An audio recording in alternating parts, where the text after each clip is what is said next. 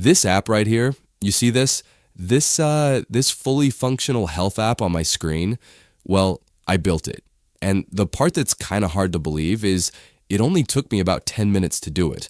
No, really, I'm being serious. We went from, just a basic idea in my head to this, a live working application. It has a really nice user interface. It's ready for a database. And, well, all of the code was generated for me. I just had to click a few buttons. And in this video, I want to walk you through exactly how I did it. We're going to use this really amazing AI tool, and honestly, it might change how you think about building software. So yeah, you're going to want to see this. Okay, so first things first, every app has to start with an idea, right? But my idea was, well, it was kind of vague. I just knew I wanted to make a health and nutrition app that was, personalized for people. But that's not really enough to go on. So here's what I did. Our first stop is this tool called Perplexity AI.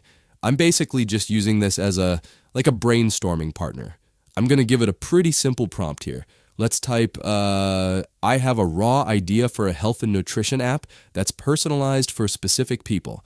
Can you elaborate on this idea to feed into an AI coding website? And, oh, wow. Okay, look at that. It's really fleshing out the whole concept for me. It's thinking about user onboarding, what the key features should be, the goals, pretty much everything. This is perfect. This is exactly what I was looking for. So I'm just going to copy all of this text right here. You can think of this as the fuel for the next step. All right, so now that we have our detailed idea, it's time for the main event. We're going to head over to this other website. It's called Rocket.new. Now, this tool right here, this is the AI that's going to do all the heavy lifting. It's going to actually build our app. And you can see on their homepage here, it says you can build different things, web apps, mobile apps, dashboards. Looks pretty powerful. So what I'm going to do is just paste that big prompt we got from Perplexity, and I'll put it right here in this box. There we go. Okay, so it's thinking for a second, and yep, there it is. It's asking a simple question. Do I want a mobile app or a web app? For this, we definitely want a mobile app, so I'll click that. Okay, next up, it's asking which screens we want it to build. Now, it looks like the more screens you pick, the more of its tokens you use up, so I should probably be careful here. Let's see, I think I'll pick the onboarding screens. Yeah, the home screen for sure. Maybe the meal plan page. Yeah, that looks good. That should be enough to get us started. Okay, I think we're ready. I'm just gonna click this button right here, build my mobile app. Let's see what happens. And there it goes. Okay, it's starting to work. So you can see here on the left, it's building out the screens of our app one by one. But the craziest part is what's happening over here on the right side. That's the actual code. The AI is writing the code for the entire app right here in front of us. That is just wild. So we'll just let it, do its thing for a little bit. All right, and looks like it's all done. Not bad at all. The whole thing is finished. So before we even look at the app preview, let me just show you this real quick. Up here in the corner, you see this little GitHub icon? You can publish the entire project right to your GitHub. That's super useful. And this button right next to it, that's to download all of the source code. So, you get to keep everything, which is awesome. Okay, now for the fun part. Let's go over to the preview tab and let's see what we actually got. Oh, okay, not bad at all. This theme, this green and white theme is actually really nice. It's very clean.